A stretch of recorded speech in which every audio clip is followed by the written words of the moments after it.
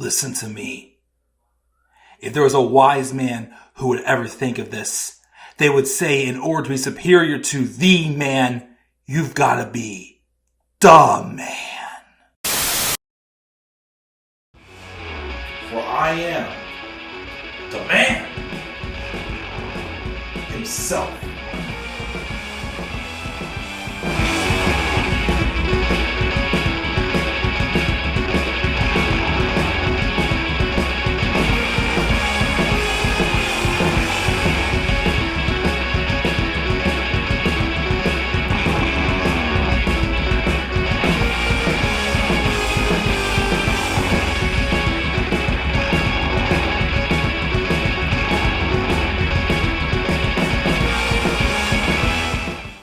Hello all guys, what is going on? And welcome back again on this Sunday afternoon. And this is the Club of the Man 1993, back for some more baseball news and some more baseball transactions as we are getting back into some more major news with Major League Baseball. No trades, just still some other bigger names getting off the market that I have maybe a little bit more to talk about for sure. We still got names like Blake Snell, though, and J.D. Martinez, who have not yet signed deals. I guess Blake is really weighing his options, and J.D. Martinez, not sure what he's waiting for. But they cannot be starting the season off on a Major League roster. Surprisingly as well, since Blake Snell was last year's National League Cy Young Award winner. But until then, we will talk about them soon. But for now, we have these 14 transactions I would like to talk about as well. Starting off with a managerial one. The Cardinals, despite the fact had one of the worst years in 33 seasons in the last 33 seasons, finishing last place in the National League Central, they announced just this past Friday that they have signed their manager Ollie Marmol to a 2-year contract extension, which covers 2025 and 2026, and ensures that Marmol, who had previously been slated to enter the final season of his current contract, will not operate as a lame duck. He's just 37 years old, of course, but Marmol's managed to a 164 and 160 record, taking before the dismissal of former skipper Mike Schill. He had a 93 and 69 division win performance in his debut manager, and then, of course, though, last year, a 71 and 91 finish, finishing last place. Of course, he was a minor league player, and, of course, before moving to, coaching jobs and managerial roles. And I know people might rub some Cardinals fans the wrong way, because it's saying that he got criticism drawn for handling some of his players. Him and Tyler O'Neill did clash last season. Of course, O'Neill was traded to the Red Sox this past offseason as well. They also, apparently him and Wilson Contreras stated earlier in the season that Wilson Contreras would be originally removed from his role as a starting catcher, but then that was reversed just a few weeks later.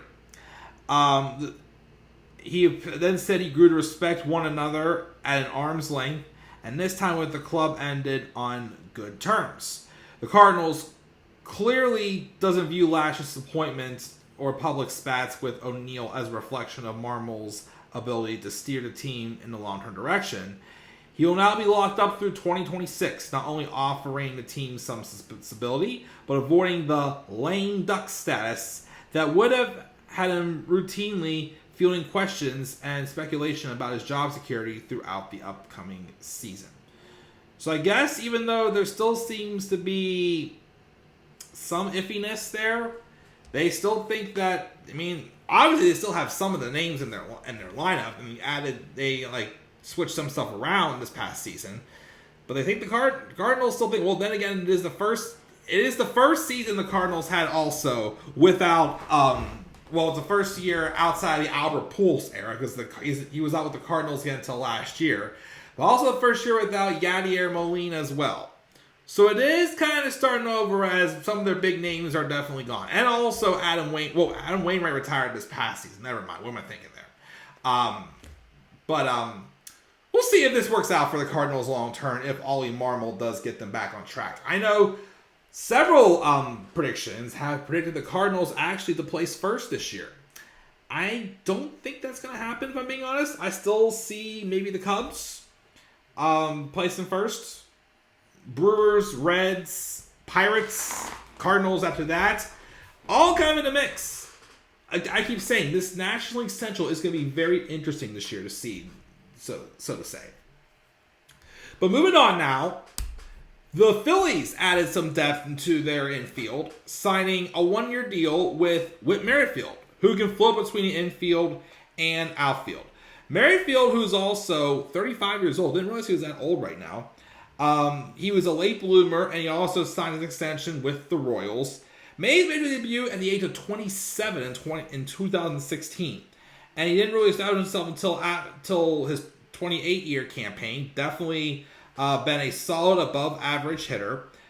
Stealing some bases as well.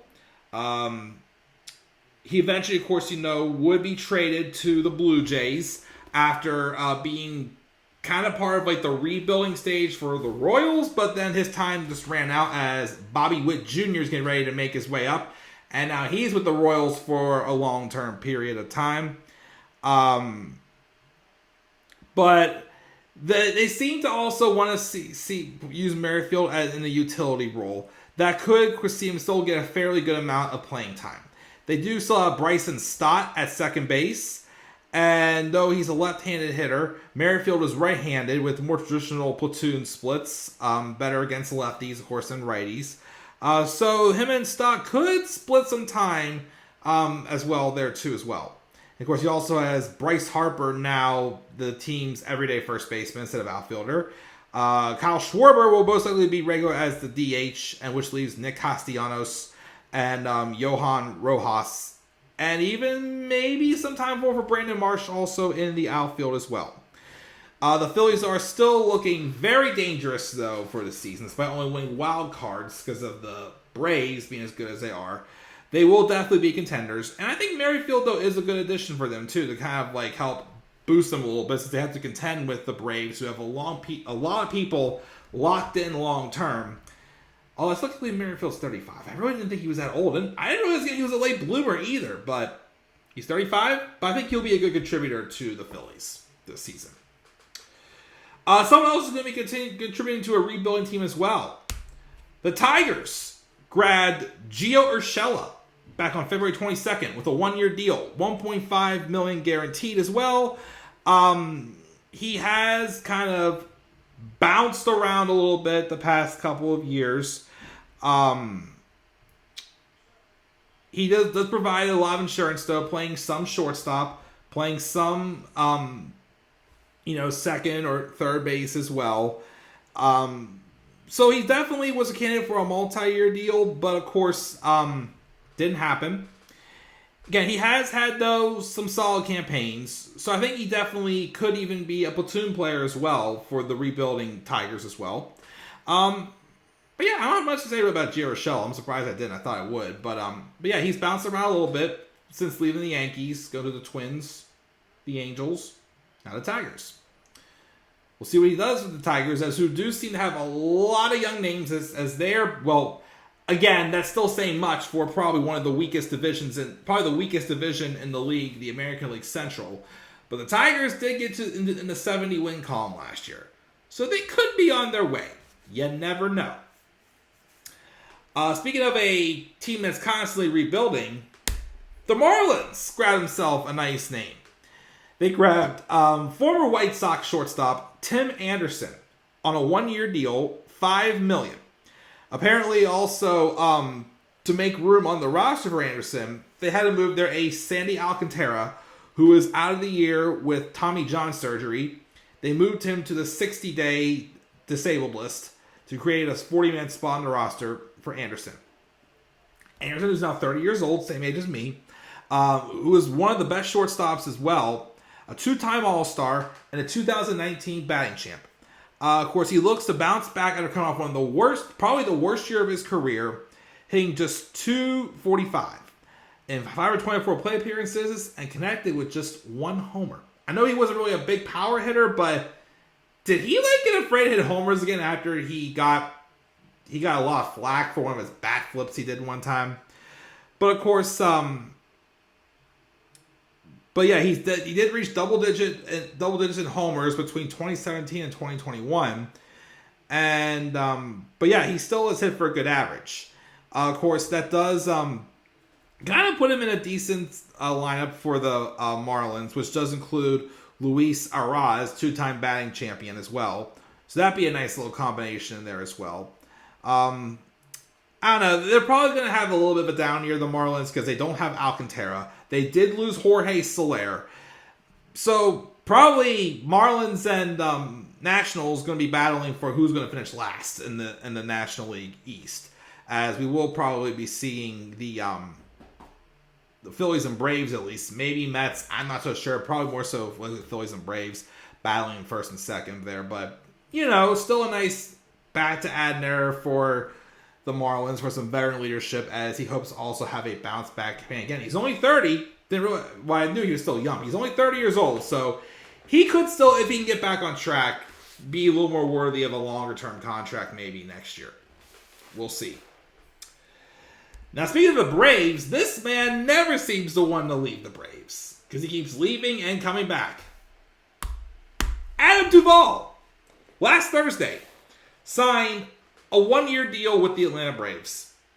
And I believe this will be the third time I think that Duvall has gone with the Braves. And he probably will be playing more of a utility role for them as well. I guess the original plan was they wanted to have Jared Kelenic, their newly acquired outfielder, in the left field position. But of course now they seem to want to do a platoon with Duvall and Kelenic in left field, as they seem to do so. Duvall, who is 35 years old, has played with 5 teams in his career, but spent more time, of course, with Atlanta than the others. He is a strikeout-prone hitter, but of course he does have good power as well in there as well to add. He's definitely hit in the mid to high 30s in homers a few times. His 2023 year was with the Red Sox and was the game's hottest hitter for the first 10 days of the season before he hurt his wrist. And he would miss 2 months and then return to post a .223 average. Still hit 21 homers in 353 appearances, so he still has power. When healthy, though, he still could contribute as well. Still very popular. The Braves already have a stacked outfield the way it is, or stacked roster the way it is. I'm surprised there is some room for Duvall there, but seems like he's platooning in left field. Maybe get some time in DH if he stays hot. We'll see how it goes. But Duvall is back with the Braves. This one was the latest one, just announced yesterday, but again, I ordered them by, certain things. But my Pirates made another nice signing. Again, I can't tell you one move this offseason the Pirates made that I disliked. I'm very interested to see how they do this year. But the Pirates signed Michael A. Taylor to a 1-year deal. And Taylor will be 33 years old, has long been a defensive standout. He debuted back in 2014. He's been kind of all over the place with teams. He continues to put up positive numbers in categories. He's played all outfield positions. He, I think, only played in like 80 games last year, but still hit 21 homers. So I feel like he's a little bit of like he's definitely a little bit of a sleeper hit, I feel like. Part-time player probably, but he's still a nice sleeper hit, definitely, too, to come up with some clutch moments as well. The Pirates will be beneficiary. So I know they definitely might have to compete with Jack Sawinski for some playing time as well, of course, as Brian Reynolds, which, of course, this may push Brian Reynolds in the left, and they may move Sawinski over to right. But, of course, as well, they still have a nice mix in the outfield again with Connor Joe, Josh Palacios, so I like him as well. Connor Joe, of course, can also play some first base, too, as well, which he may platoon with Ronnie Tellez there. But, of course, if Tellez get back on track, because he has had just a injury-plagued season last year. Of course, also the Pirates apparently did have some chats with Tommy Pham as well, but since they're signing a Taylor, that has kind of tailed off. But I'm very interested to see where, of course, they play Michael A. Taylor. I think he might be getting a little more bulk playing time than expected, but I'm excited for the Pirates this year. Again, I really think the Pirates are going to make a push to contend. I don't know if they'll get into the playoffs this year, but I think they will make a statement like, hey, guys, we're here. And again, signing some of these veterans is going to help them for sure this year. So yeah, great sign by the Pirates there with Michael A. Taylor. And again, Andrew McCutchen said earlier this offseason, which he is ready. He is ready. He hit a homer the other day in spring training. The next homer he hits, though, in regular season will be his 300th. But for the Pirates, it's time to stop rebuilding. It's time to win. Time to contend, and I'm ready. Let's go for it. All right, some re-signings we got here. The Brewers, first off, ended up re-signing Brandon Woodruff. Although, of course, he is going to be out for a while with an injury. I think it was a good idea to bring back Woodruff because you can't lose both him and Corbin Burnes. I mean, I get it. They're probably, just money reasons and whatnot, reason why that they probably were looking to move past them. But, of course, Woodruff is dealing with shoulder issues. And, again, he probably is going to be out. I forgot how long he's going to be out for, but he's going to be out for a good amount of time.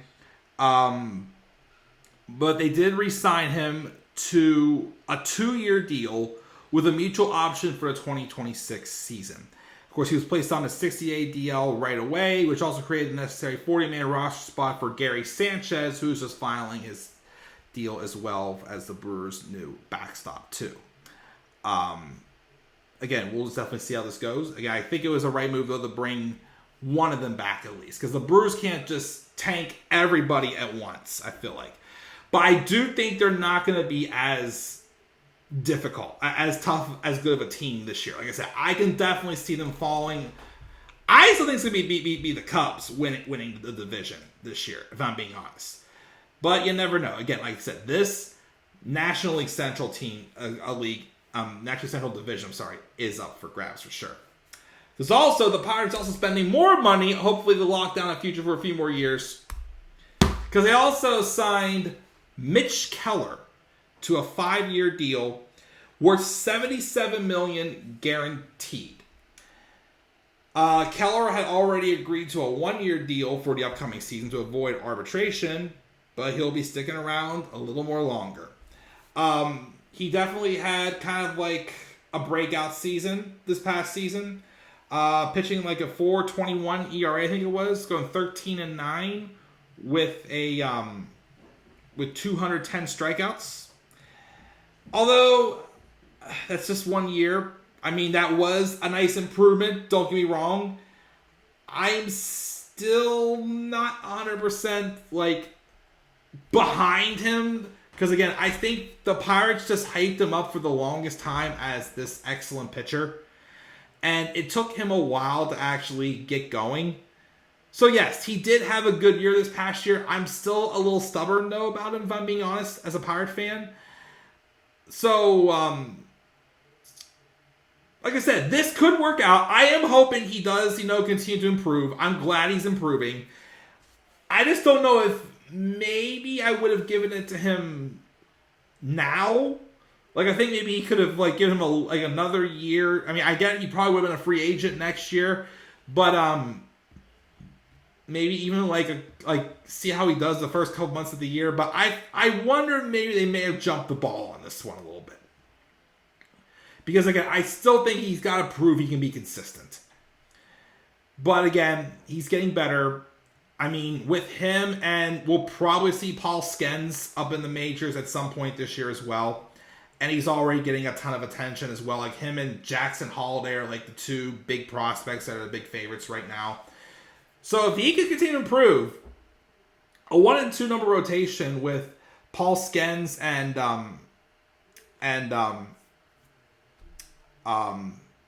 Mitch Keller would be unreal for sure.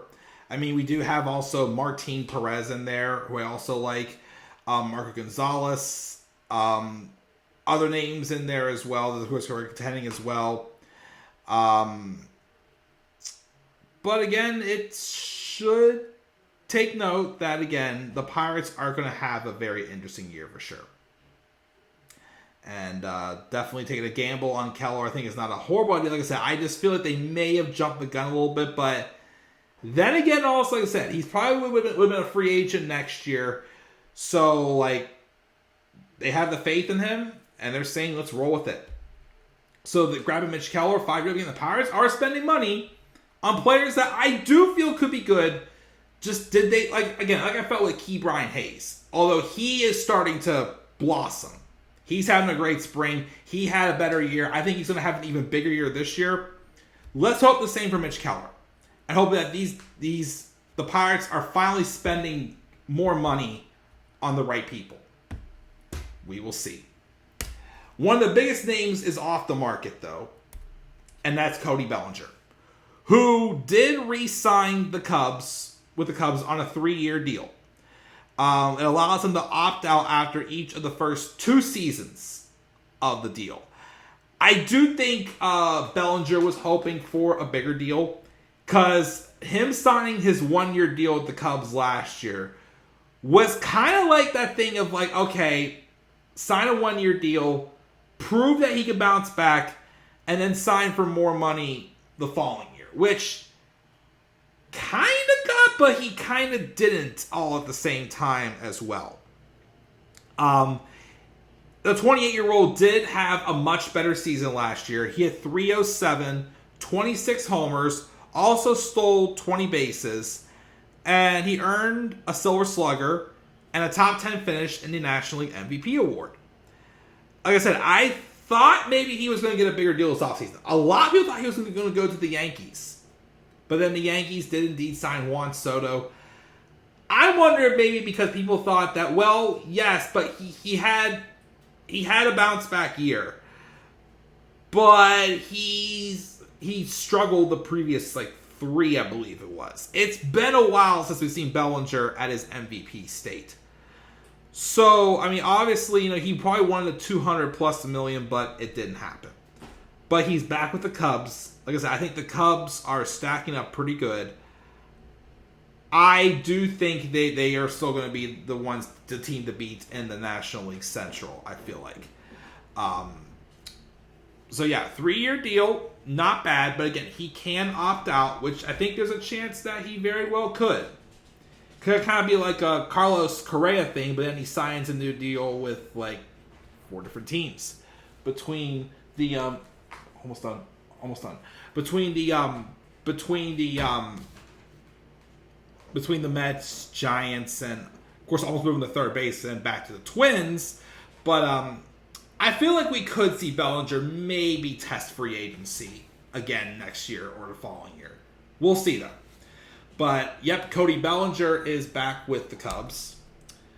The Phillies also signed Zack Wheeler to a 7-year extension, as he, of course, would have definitely. Oh wait, hold on.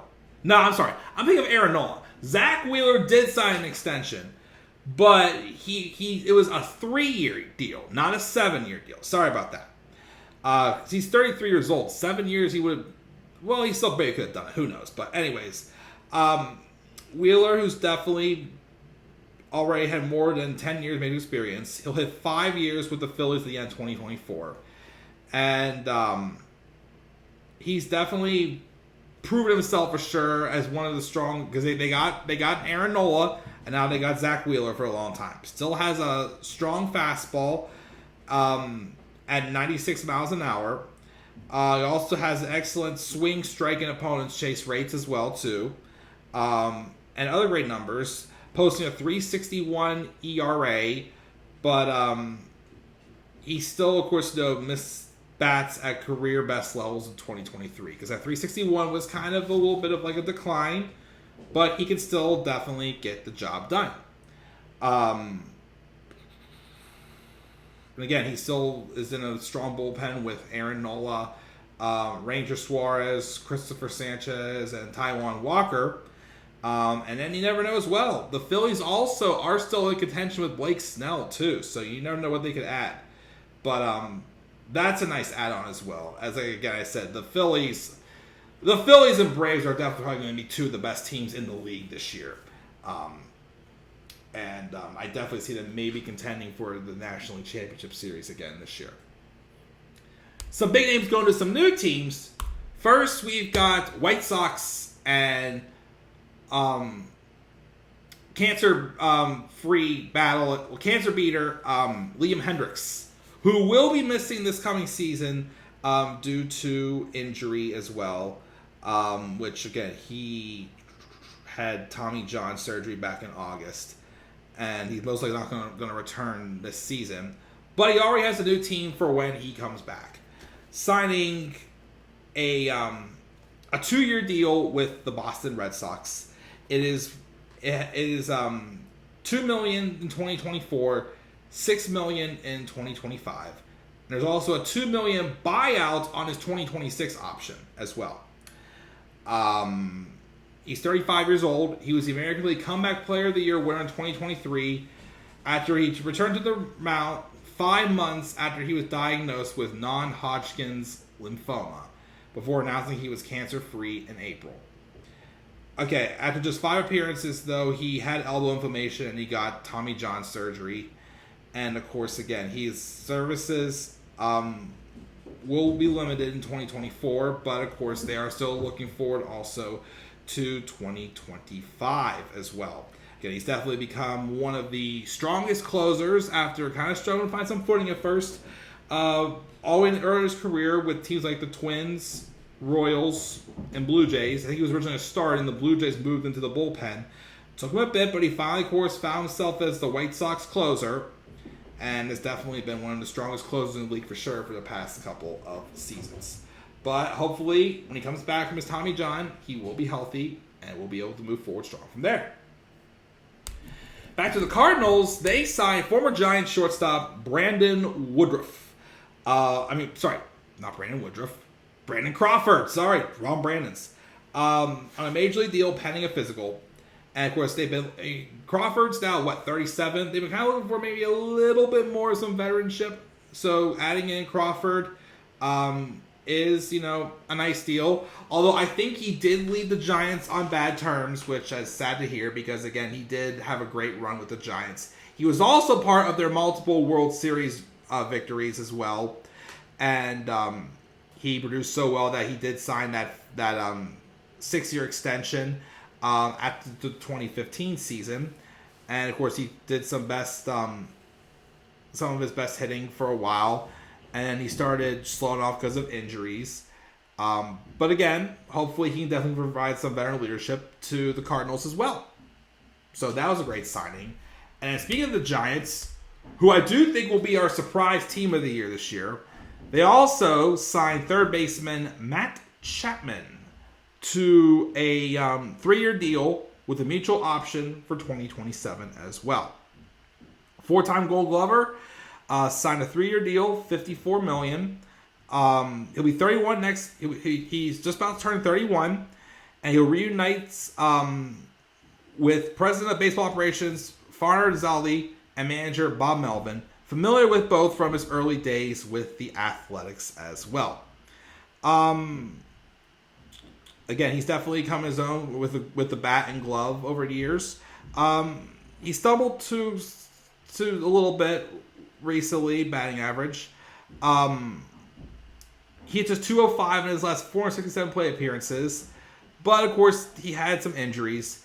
But I think he will be another solid addition for the Giants lineup for sure going into this season. Again, he's got the experience. He's just 31 years old. If he's healthy, he should be fine. But another great sign by the Giants who've grabbed a lot of big names. And then last but not least, Joey Votto signed a minor league deal with his home country team, the Toronto Blue Jays. Back on March the 9th, signed a minor league deal with an invite to Major League Camp, pending a physical, of course. I didn't get to see if he's had any at-bats yet, But I guess, Votto decided, since the Reds were not going to re-sign him after his 12-year deal with the Reds that ran through 2023, and they were ready to move on. Well, I think they were offering maybe to have his services as a non-player role, but I guess Votto still wanted to play. So if he can't play with the team he's played for his entire career, then what other better way for him to try to continue playing, get some time on the field still, than with his home country team, the Toronto Blue Jays. But, cool. Although, of course, it's going to be interesting to see because, again, they did sign Danny Vogel back as well. And, of course, they have Vlad Jr. at first base. Justin Turner, who's probably going to be mostly DH, but getting some time at third base as well. So, again, it'll be interesting to see. I'm pretty sure, though, for nostalgia purposes, Votto will probably get some at-bats with the Blue Jays. But I definitely don't see him getting a lot if he does get any playing time. But he still wants to play. We'll see, of course, how he does, if he does for sure do so. Again, of course, as well, these last couple days of spring training will give Votto a chance to display his health, as he, of course, has had some injuries the past couple of seasons also that have limited him as well. It's just an exciting pairing to see. The Blue Jays have one of their home country guys come to play for his home country, maybe for his final season. We'll see. We'll see what happens with Joey Votto and the Toronto Blue Jays. And that does it, guys. We've caught up with everything except for one baseball topic that did come to my attention last night. Well, it's not a major, it's just a minor one. So someone else announced their retirement. So I will do that video hopefully later on tonight. But again, we're definitely nearing the start of the regular season. I'm hoping also either not the next round of baseball news videos, but hopefully after that, hopefully soon, I will have the new graphics done, as I am still in production for working on those as well.